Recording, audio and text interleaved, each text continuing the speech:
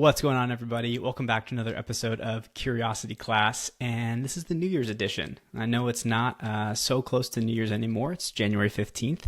This will be coming out on January 16th. And this is after a lot of people have maybe taken a step back from their New Year's resolutions.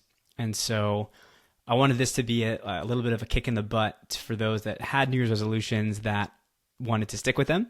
I also wanted to share just a quick thought about something that I've been thinking about as I enter 2026. So for most of you, I think a lot of you know that we recently had a baby 7 months ago. He's 7 months today. And something that I didn't necessarily think about with having a baby was the time management component. Because all of a sudden, it's not just you or your partner. It's, okay, now you have to plan around your kid. So drop-offs, pickups, and I know it's only going to get more crazy in a good way. Like there's going to be more birthday parties and more stuff to do. And so time management has become like more critical than ever before. And I wanted to share a parable that I heard growing up that has been really applicable to this phase of life. And it's the idea of like rocks in a jar.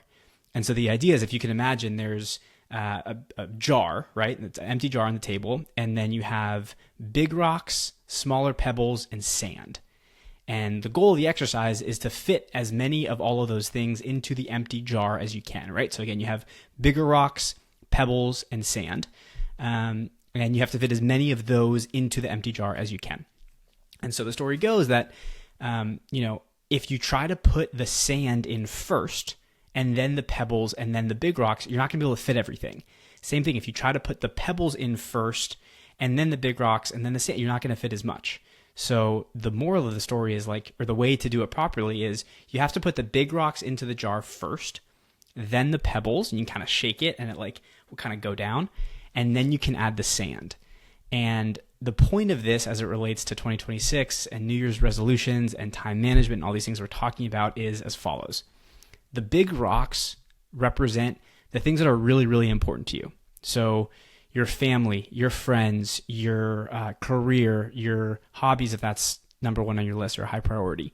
But it's these things that are super high priority that you have to put in your jar first or else they won't fit, right? The pebbles are stuff that you have to do, but are not going to be game changers. So think of the number of Zoom calls you have throughout the year. It could be trips that come up maybe last minute that you're you have to go, nieces and nephews, birthday parties and things like that.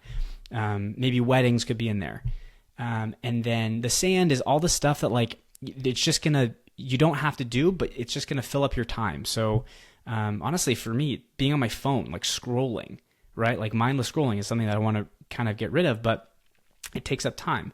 Or it could be, I'm trying to think of other kind of these smaller things, but the idea is that you want to design your life, and this is advice I'm giving to myself more than anybody. You want to design your life such that you're putting in your big rocks first. So you're putting in and you're prioritizing your family, your friends, your health, your wealth, your happiness, right? And you put that in the jar first.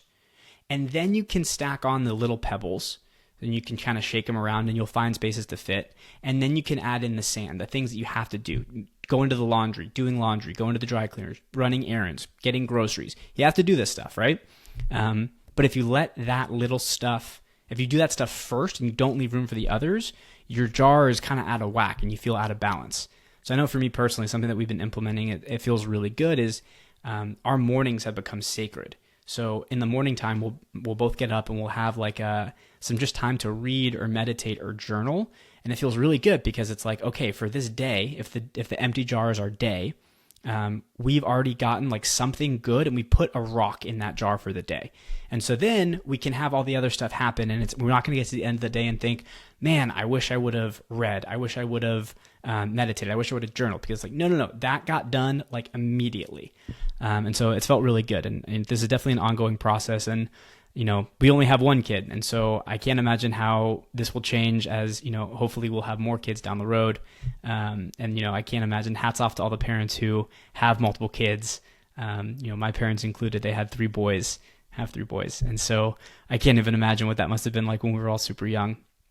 So that's just a quick parable. So there's a really great YouTube video you can watch, and it shows the teacher doing this. And in the YouTube video, the teacher, he fills the jar, he fills the big rocks, then the pebbles, then the sand, and then he pours 2 beers in.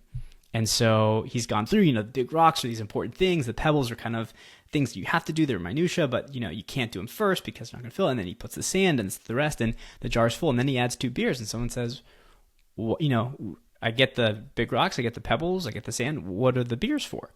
And the answer is that no matter how full your jar is, you should never be too busy to have a beer with a good friend. And so, again, something I'm just trying to think about and prioritize is like, okay, we have our life, we have our routine, we're structuring it in a way that we feel productive about it. But at the end of the day, it really is important to go for a coffee with a friend and not feel like so booked out that you can't do that. Again, easier said than done, but it's just been something that I've been thinking about a lot as we enter 2026, and I wanted to share that with you all. So Happy New Year to everybody. Happy 2026. I hope you get anything that you're interested in doing and accomplishing. I hope it happens. And if this is a time when you had a New Year's resolution that you may be falling out of a little bit, let this be a reminder to stick with it, at least get to the end of January. Then you can decide. All right. Bye.